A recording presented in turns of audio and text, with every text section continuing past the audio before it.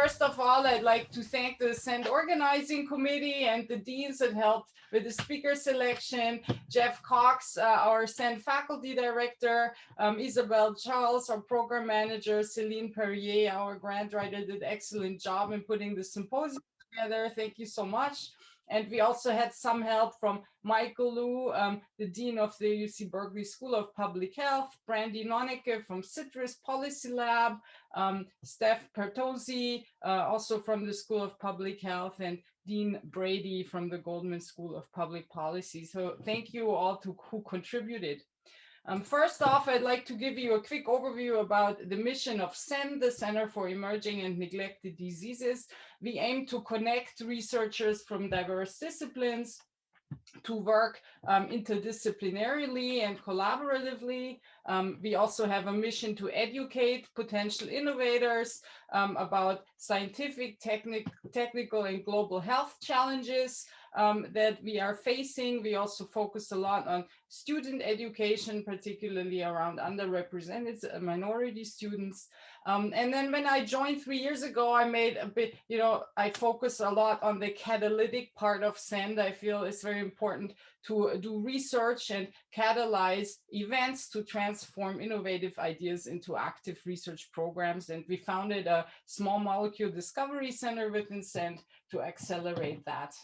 So just a brief overview about some of the projects we've worked in the coronavirus crisis. There were too many to mention, but just 3 highlights. We did a hackathon last year, and 2 projects came out of that very successfully. One is a low-cost open source ventilator, and the other one, low-cost home testing, point of care testing that can distinguish flu from COVID, and both together as well. So these projects are still ongoing and moving forward towards the market. A lot of issues technologically and regulatory that need to be solved, but I'm really pleased with the progress that has. And then also we worked on therapeutic discovery within CEND in the Drug Discovery Center, and found molecules I'll talk about later in the symposium that are synergistic with remdesivir. Also, we always have a global focus, and we worked on establishing testing capacity with our collaborators and friends in Uganda at Makerere University. We also have a speaker today highlighting that work that has been done, setting up testing capacity rapidly for coronavirus on the African continent. So why do we have to have this conference today? I felt strongly, we're in a situation of history repeating. We all know about the Spanish flu epidemic. If I compare 1918 to 2020, there's so much that has happened in these 100 years in terms of science progressing, virology as a field. I mean, we knew within a couple of days the genetic sequence of SARS-CoV-2. Within several months, we had a lot of protein structures. We had a diagnostic test that was working on January 12th. Almost a couple of days after it was first, this agent was first announced. So a huge amount of progress has been made on the science. However, it's somewhat interesting that the scientific progress hasn't really immediately translated into better outcomes, because a lot of the techniques we've used to curb the pandemic are still the same that we used in 1918. And so it's been a question that has been fascinating for me, why, despite this renaissance of science and technology in the 100 years and the exponential progress that has been there in the biological sciences, we haven't been better prepared for a pandemic like that. And so I want to talk a bit about the barriers that were faced in this conference, because I think is an important time for scientists that have worked in the trenches, really battling this pandemic, to gather the information that we found, as long as the memory of it is still fresh, and make sure that next time at least some of those can be addressed. So a lot of barriers faced, and if you drill down to it, as a scientist, I'm always fascinated by what it really is, where the rubber meets the road, that shuts down testing capacity. For example, in California, we had about 6 weeks, barely any testing happening because we had a swab shortage. And if you ask, I mean, we have a lot of swabs in California we would be using, but it was ultimately that the testing protocol, the way it was written, was relying on a certain manufacturer of swab, and then if that manufacturer is gone, the whole operation goes down, and there's really no good process to rapidly revalidate another type of swab, and it led to massive problems in California. So things like that encountered everywhere in this pandemic, and I think this is why we're coming together today to try to understand these elements better and how we can improve this for next time, because clearly we need to ease up a bit on some of the rules in a pandemic case where people are dying daily, and we need to rapidly stem a tide of expanding pandemic virus. So also, for example, the Seattle flu study, most of you are probably familiar with this, where samples were already available from the flu study. And here, Helen Chu, one of the heroes, I think, in this pandemic, risked her career to test those samples despite regulators saying it's not okay because of privacy reasons, and she didn't have explicit permission from research subjects, and then the labs were not certified for clinical work.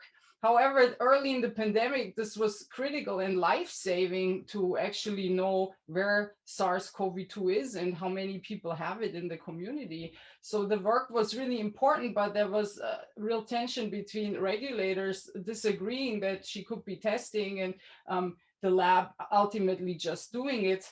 And that kind of civil disobedience, it's unfortunate that it's required, because really we should have a path how you can do research of, I would say, national importance in a pandemic without being penalized for it. So as I said, as a scientist, I find it fascinating where the rubber meets the road. So a lot of this has been studied already in the past. Here, type and frequency of barriers to allocating state public health emergency response funding was studied in 2009 and 10. And ultimately, the government says we want rapid implementation. We approve money, we approve funds, and then it's hampered by things like the state budget change process is lengthy. You need to generate a ledger on the account. For any capital asset purchased, capital authority must be granted by the legislative budget board. Emergency requests can take weeks or months.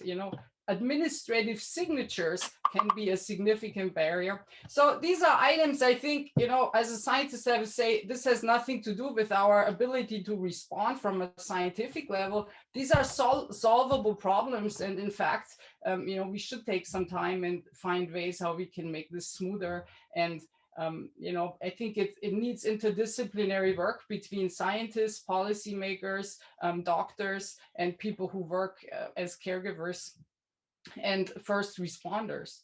And in the same way, most people probably know about CLIA, which is the regulatory framework for clinical testing of patient samples. And that was one of the obstacles to ramp up testing capacity rapidly, because it's actually jointly administered and co-regulated by not one or two, but three administrative organizations: CMS, FDA, and CDC, and then you throw in HIPAA on top of that, and a state regulation through the public health authorities, and you have a perfect storm where it's extremely difficult to just start these labs from the ground up. And CEND has been involved a bit in the beginning in the development of testing capacity, so we encountered these issues firsthand.